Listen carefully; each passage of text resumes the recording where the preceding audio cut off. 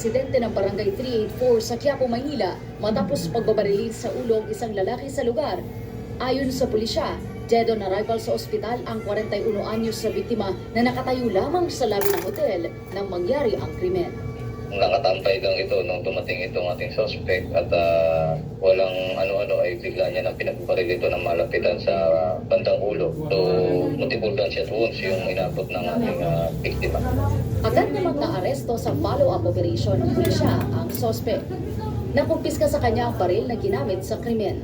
Narinig ng ating mga nagpapatrol na personnel ng TMRU. So malapit to sa lugar habang nagkakandak sila ng kanilang routine na patrol, narinig nilang may pumuto kung kaya agad-agad silang pumunta at ito nakita nila papalayo ang isang tao ron na may dalang baril at kung kaya hinapol nila ito at kalaunan na aresto.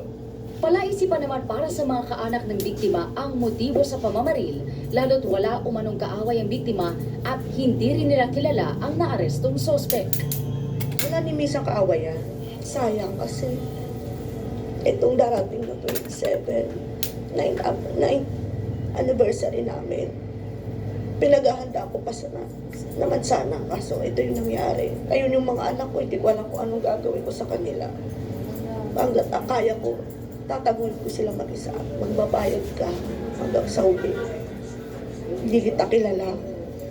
Hindi ko alam kung anong rason mo para takain yung asawa ko. Tumagi naman magkomento ang suspect hinggil sa paratang sa kanya. Ngayon lang muna sir sa korte sir.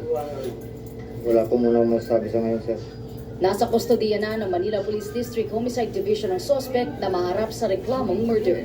Liza Aquino, ABS-CBN News. Umarangkada na ang unang araw ng panibagong tigil pasada ng dalawang transport groups kontra sa consolidation ng mga pampasahirong jeep sa ilalim ng modernization program. Live mula sa Quezon City, nagpapatol Johnson Manabat. Johnson, kumusta ang biyahe ng mga commuters at naparalisa ba ang transportasyon?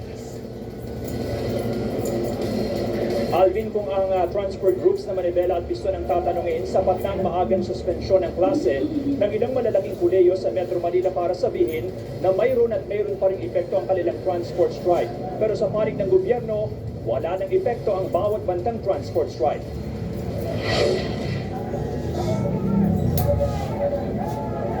Basta paunti man ang bilang, hindi naman nagbabago ang sigaw ng mga transport group na ito ang ipaglaban ng kanilang pagnanais na makapagpatuloy sa pamamasada ng mga tradisyonal na jeepney.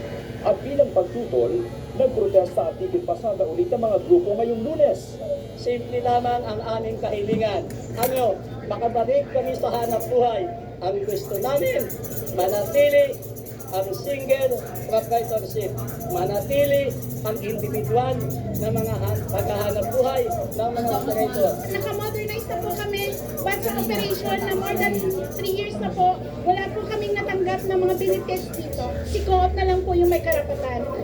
May ilang pasahero na naapektuhan ng lakad, pero marami rin na nakaiwan sa sakit ng ulo dahil maraming iwalahan ang nag-default classes muna ngayong araw.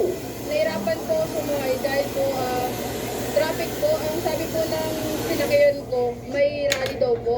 Sa may po, Commonwealth. Papuntang Araneta po ako eh. Dito po mahirap yung pakubaw eh. Pero sabi ng LTFRB at ng DOTR, Kinagagalak ko pong sabihin sa inyo na sa ngayon po wala pong na-stranded na pasahero in all the spots na minomonitor po namin. Unang-una po, konti lang po yung mga sumama dun sa transport strike. Pangalawa, mayroon po kami nakahandang libreng sakay. And then pangatlo po, nandun